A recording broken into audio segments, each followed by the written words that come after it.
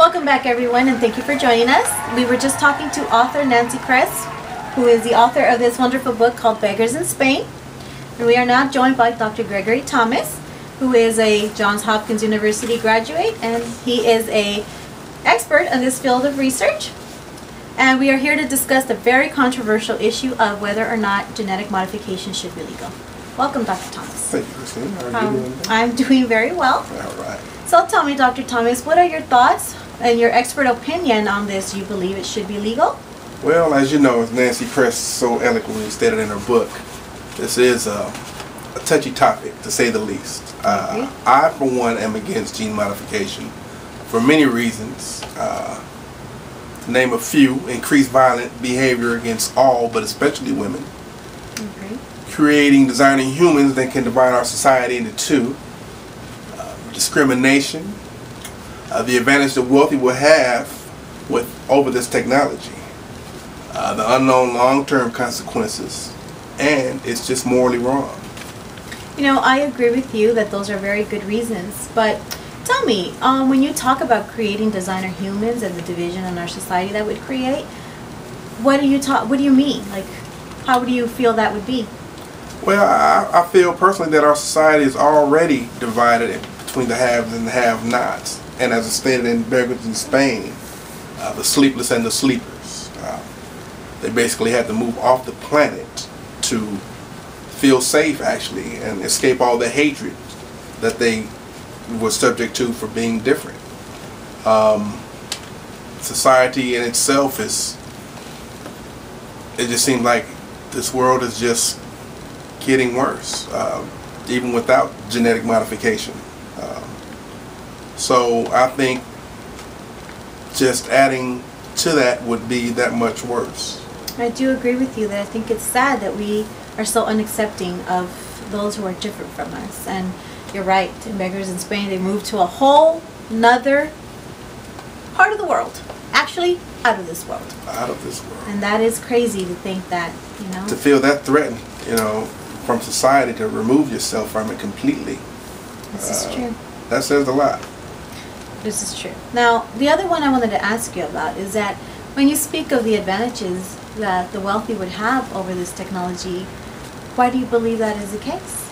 Well, as Mary H. Cooper stated in her research, human genome research, about the laboratories creating patents on these technologies that they're finding.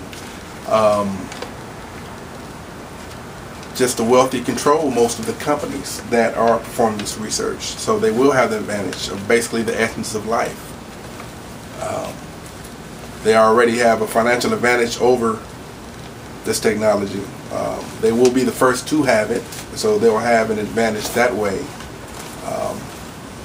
Now, do you believe that this technology being in the hands of the wealthy is bad? I mean, do you think that they would take it and do bad things with it? In the wrong hands. I mean, look at Jennifer Sharif. Let's take quotes and notes from the book again. Look at Jennifer Sharif. She had some of the, you know, she's pretty much a Hitler, you know, and we have people like that in the society that are even worse than that. She had patents on pretty much everything, and those were the laws that state that she has control over that. And we all know, sad to say, that there are people that will, you know, do harm to others. I agree with you. I did read this book and think, wow, this is Hitler all over again, it seems like. I mean, some of the things that she did are amazing, and it's sad and scary to think that there are people out there that are this greedy and who feel this strongly about what they think is right, that they do this. It's amazing. We live in a crazy world nowadays. Yes, absolute power corrupts absolutely. Now, the last thing I wanted to talk to you about was these unknown long-term consequences. What are your fears? What do you think? I mean, you know, do you really feel like there would be long-term consequences? Absolutely.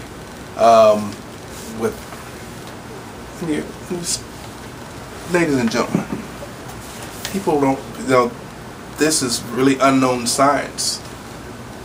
It's true. That we're dealing with. certain diseases will come from this, from genetically modified humans. It hasn't been stated yet, it hasn't been proven yet, but that's just the point. No one knows what the future holds in this. The science is still in development, and it's just scary to me. I'm actually afraid for my future generation, my offsprings, of what would happen. You know, I agree, because like I said, you know, this book is amazing, and this Leisha Camden, when she was created, I don't believe her father or her mother knew that in creating her that she would have such a long lifespan, which is to me a long-term consequence, because, you know, not everybody wants to live that long. To some of us that would be great, to some of us that's not great, but that was an unforeseen long-term consequence. She had to sit and watch everybody die around her. Her twin sister, actually, which must be hard. The other one was Mary. You know, she was created by Jennifer Sharifi because she wanted to yet improve them even more. And in turn, they got this baby that ended up with a big head, and she stuttered, and she had the jitters, and those are also, I think, unforeseen consequences. I don't think they knew that this would happen. So I do agree, there are things we don't know. We'll never know, because as far as I'm concerned, I don't think there's ever been anybody who's lived long enough for us to know what the consequences are. And, you know, are we willing to have somebody live 50 years and then find out, oops, there's a mistake here? So absolutely. I agree. But, you know, there are some pluses to this too, I think. And I did a little bit of research myself. Yes. And as you should. And I found that there's doctors at the University of Pennsylvania that believe that the medical community has recently seen some new and groundbreaking success in the area of leukemia treatment. Now, they believe that, well, they have 3 patients that they used, and they saw the leukemia completely gone on 2 of them due to the way they went about it, and the third one has 70% reduction in his leukemia, which is great. I mean, the way this is done is a form of genetic modification, because they are, you know, altering the genes there and the white blood cells and whatnot, and this is a form of gene modification. Now, I would think you would agree with me that if you can solve diseases, if you can cure diseases, isn't this a good thing? Cristina. It's only 3 people we're referring to, though. You know, I mean, just because they cure 3 people doesn't mean that, you know, all is well in the universe. I mean, we still have a ways to go. Much more research to be done before we can make claims such as that. So, just as in the book. So what you're saying is 3 doesn't justify. 3 does not justify. It's a very small, not even a percentage. They shouldn't even publish that till they at least had, you know, more than 3. At least. You got me, doctor. Like you got me. 1,003, maybe. Now, let me give you another one here. Yes. Now, also there's one where there's the potential to create healthy people from the very beginning, starting from the embryos and just creating healthier people.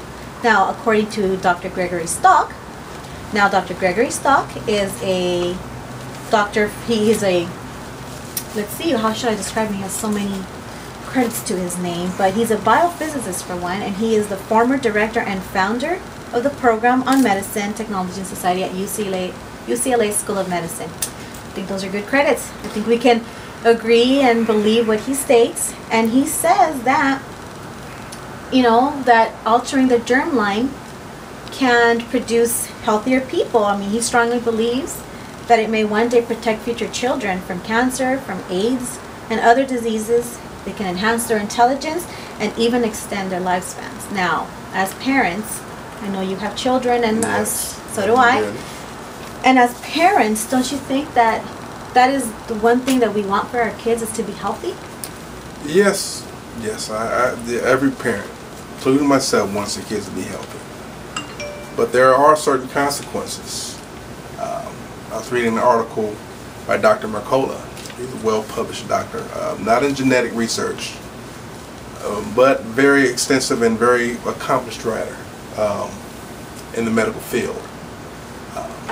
Did you know that in 2001 there was 31 children born that were genetically modified? Not too many people know of this. That surprised me when I found out this information. You're surprising me right now. I didn't know about this. Yes. They actually took the in vitro fertilization from one parent and inserted into another female. That 2 chromosomes from 2 females and 1 from the male. These children displayed slight cases of autism. So, and then, you know, there's still further research that needs to be done on their offspring. So the variable unknown is always there in this research that we're doing. So it's good in one aspect, I must say, but it's still a lot of research needs to be done, and until we can prove facts that no harm will be done to the human race, I have to remain on my grounds against it. So what you're saying is nothing is perfect, and even though it seems perfect in the beginning, we never know. We never know, and the unknown is what really scares me. And we're playing with human lives of the whole universe, actually. You know, not just humans, animals, trees. You bring up good points. I agree, but you know, something to think about. Now, the last one I wanted to talk to you about is that some would say that genetic modification should be legal because of the possibility of extending a person's lifespan. Now, I know that we don't all want to live to be 150 years old, but extending lifespan, really, that's a good thing, I would think. I mean, I would love to see what the next 100 years bring, you know. You gotta watch what you wish for.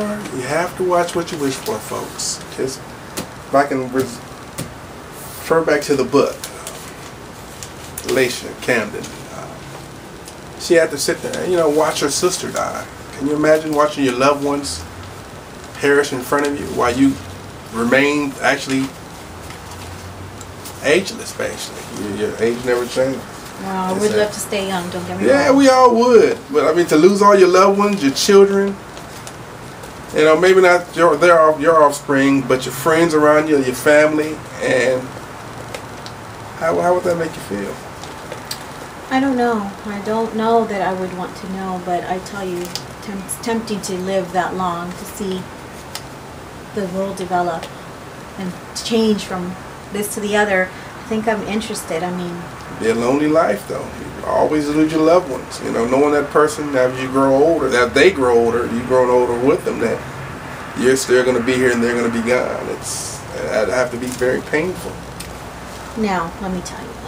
I have to quote this, so I'm going to have to read this to you. It says that Dr. Gregory Fay, which is editor-in-chief of Future of Aging, and a massively scholarly volume that includes research by some of the most well-known and respected researchers in the field of, I'm sorry everyone, states that, and I quote, aging is not due just to local wear and tear. For example, in flies and worms, it has been shown to be a process controlled in a significant part of the brain.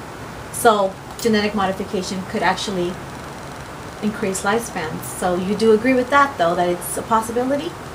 Anything's possible with science. That's the beautiful thing about it. So, just not sold on it yet, are we? No, the book makes some good points. Wonderful read, folks. You should read this book. But to change my opinion about genetic modification, I don't believe any form of science, no matter how good it is, would be able to do that at this point in time. Now, you know, we have to, you know, our show is over for today, but I would like to tell you that, you know, everyone should read this book. It has a lot of information. It makes you think about what the future holds for us, and it's amazing. So, I love this book. I thank you for having me. Thank you very much. Thank you very much for coming and joining us today. And folks, guess what? This is such a great book. I feel like I should give everyone in the audience a copy of the book. So look under your seats and you will find a book. Thank you for joining us, and we'll see you next time.